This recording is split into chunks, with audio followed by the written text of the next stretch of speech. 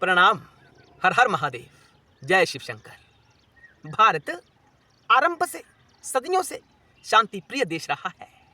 भारत अमन चाहता है, शांति चाहता है, इसलिए अपने आस पड़ोस को भी शांति भाव में स्थित रहने का न्योता देता है। भारत कभी युद्ध में पहल नहीं करता, क्योंकि भारत एक समझदार देश है। वो जानता है कि युद्ध से किसी का भला नहीं हो सकता। युद्ध से दोनों पक्षों को हानि का सामना ही करना पड़ता है। किसी का नुकसान कम होता है और किसी का नुकसान ज्यादा होता है। नुकसान तो होता है। भारत एक शांति प्रिय देश है। वो स्वयं शांत रहना चाहता है और अपने अगल बगल पड़ोस वालों को भी शांतिपूर्वक रहने का अवसर देता है। ऐसा देश है मेरा भारत। और आजकल आपने देखा होगा कि कैसी स्थितियां बनी हुई हैं। युद्ध की स्थितियां उत्पन्न हो रही हैं। ना जाने कब जंग छिड़ जाए और दोनों पक्षों को भारी नुकसान का सामना करना पड़े। भारत कभी युद्ध नहीं चाहता। ये सत्य है, सत्य है, सत्य है। भारत तो अमन चाहता है, शांति चाहता है। और पाकिस्तान भी हमारा छोटा भाई है। हम ही से अलग हुआ है ना। बंटवारे से पहले तो क्या था पाकिस्तान? भारतवर्ष का ही हिस्सा था। बाद में कुछ ऐसी स्थितियां बनी कि वो अलग हो गया। है तो भाई ना। और भारत का जो मूल सिद्धांत है वह शांति रहा है। भारत का जो मूल दर्शन है, आध्यात्मिक दर्शन है, वो भी यही कहता है कि चित्त का शांत हो जाना एक परम स्थिति होती है, मुक्ति की तरफ लेकर जाती है, परमानंद की तरफ लेकर जाती है। हम भी तो यही चाहते हैं कि हमारे भाई कोई उपद्रव ना करे और शांतिपूर्वक रहें और अपनी आध्यात्मिक उन्नति करते रहें। हम यही चाहते हैं। समझाने का ढंग अलग हो सकता है। दंड के माध्यम से भी समझाया जा सकता है। जब छोटा भाई प्रेम पूर्वक, शांतिपूर्वक ना समझे तो उसी ढंग से समझाना पड़ता है। जिस प्रकार हमारे प्राइम मिनिस्टर मोदी जी आजकल उनको समझा रहे हैं, ऐसा होना चाहिए। हम ये नहीं कहते कि उनका नुकसान हो जाए, पाकिस्तान नष्ट हो जाए। हमारी भावना ऐसी नहीं है।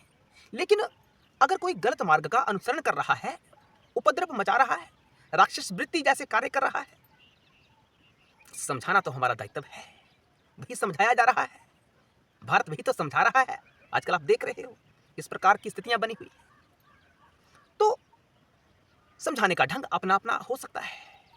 इस्लाम की मान्यता है, या इस्लाम को मानने वालों की मान्यता है, कि जो अल्लाह को माने वही सही है, अन्य को सही नहीं है। ये कहां तक सही है हम आपको समझाने का प्रयास करते हैं। हम आपको बार बार कहते हैं कि सब जीवों के भीतर जो चेतन तत्व है वो शिव है, वो नारायण है। तो मुस्लिम के बीच भी वही है ना। वो उसे अल्लाह कहते हैं। ये अलग बात है, अलग स्थिति है कि वो उसे अल्लाह कह रहा है। लेकिन मैं मुसलमान भाइयों को एक बात कहना चाहता हूं कि आपका अल्लाह और यह सृष्टि क्या अलग अलग है? अगर अलग अलग है तो सृष्टि को किसने बनाया? अल्लाह ने बनाया। आप कहोगे अल्लाह ने बनाया, तो जो निर्माण अल्लाह के द्वारा किया गया, क्या उस निर्माण को आप अल्लाह से अलग देखते हो? क्या सृष्टि को आप अपने अल्लाह से, खुदा से अलग देखते हो, या उसी का अंग है? अगर उसी का अंग है तो यह सृष्टि भी क्या हुई? वही परम तत्व हुई ना, जिसे आप अल्लाह कह रहे हो। धर्म पूछकर हत्या कर देना कहां तक सही है? हमारे तुम्हारी मान्यता अलग हो सकती है। हमने उस परम तत्व को अलग नाम दिया है। यह हो सकता है कि आपकी मान्यता के अनुसार वो कोई दूसरा नाम है, हो सकता है। लेकिन क्या तुम्हारा अल्लाह सृष्टि से अलग है? यह सृष्टि के रूप में स्वयं ही है। अगर स्वयं ही है तब तो वो परम तत्व ही है। जो हमारा शिव है वही आपका अल्लाह है, कोई भेद नहीं है।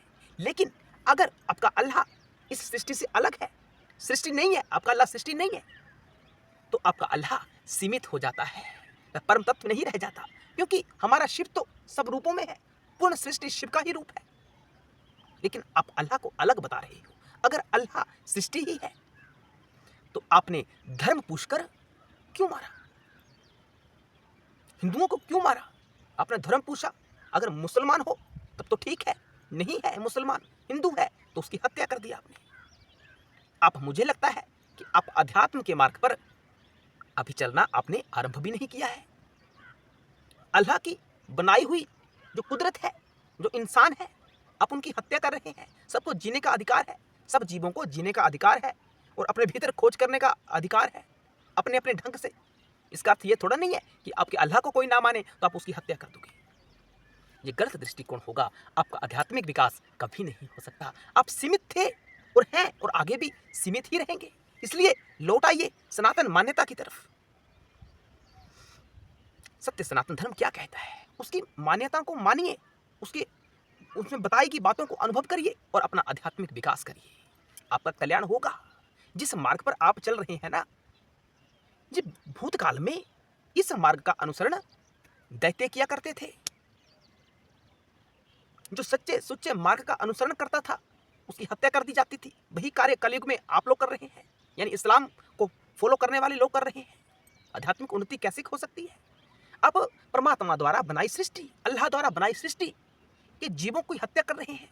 उन्हें जीने का अधिकार है, उन्हें स्वयं को जानने का अधिकार है। कैसे जानेंगे वो? अगर इस शरीर में रहेंगे, आपने उनको शरीरों को ही नष्ट कर दिया तो आप पाप के भागीदार बनोगे। आपका आध्यात्मिक विकास कभी नहीं हो सकता। तो भारत को हर प्रकार से समझाना आता है। शांति वाला ढंग भारत का मूल ढंग है। भारत पहले शांति प्रिय भाव से समझाने का प्रयास करता है। को ना समझे तो कैसे समझाता है, जैसा मोदी जी आजकल आपको समझा रहे हैं। अब सारे बुखलाए फिर रहे हैं कि अब ये हो जाएगा, वो हो जाएगा। अब धमकी दे रहे हैं, डरे डरे घूम रहे हैं। क्योंकि जिसके पास आध्यात्मिक बल होता है वो निर्भय होता है, उसके पास भय नहीं होता किसी बात का। भारत तो उच्च अध्यात्म का अनुसरण करने वाला नेशन है। भारत से सब प्रकार का ज्ञान का आरंभ होता है। भारत विश्वगुरु है। कालांतर में स्थितियां विपरीत हो गई, ये अलग धारणा है, लेकिन भारत विश्वगुरु था, है और आगे भी रहेगा। ये सत्य है। जो मूल ज्ञान है, जो आत्मा का ज्ञान है, ये भारतवर्ष से ही आरंभ होता है। भारत के ऋषियों का ही शोध है, जिनके मार्ग का हम सब अनुसरण कर रहे हैं। भारत के लोगों में आत्मबल की वृद्धि है आपकी तुलना में। आप उन्हें नहीं हरा सकते, इसलिए समय रहते समझ जाए, अन्यथा वही स्थिति आपकी होने वाली है जो पुरातन समय में दैत्यों के साथ हुआ करती थी, राक्षस लोगों के साथ हुआ करती थी। आपके साथ वैसा ही होगा। आपका नामो निशान हो सकता है इस विश्व के नक्शे से मिट जाए, क्योंकि ढंग अपना अपना होता है। भारत का भी अपना ही ढंग है। भारत के पास सभी ढंग है समझाने के। शांति से समझाया, आप नहीं समझे। आप यूं ही लोगों की हत्या किए जा रहे हैं, उग्रवाद को बढ़ावा दे रहे हैं। आपको समझना चाहिए, जिए, स्वयं जिए शांति प्रिय होकर और दूसरों को जीने दें। जीने का अधिकार सबको है। आप यूं ही किसी की हत्या कर दोगे तो आप तत्व की दृष्टि से कहां से ही ठहरोगे?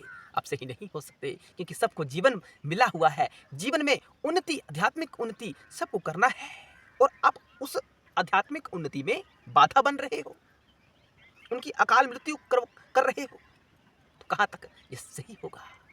इसके ऊपर विचार विमर्श अवश्य करें। हर हर महादेव। जय शिव शंकर, जय भोलेनाथ।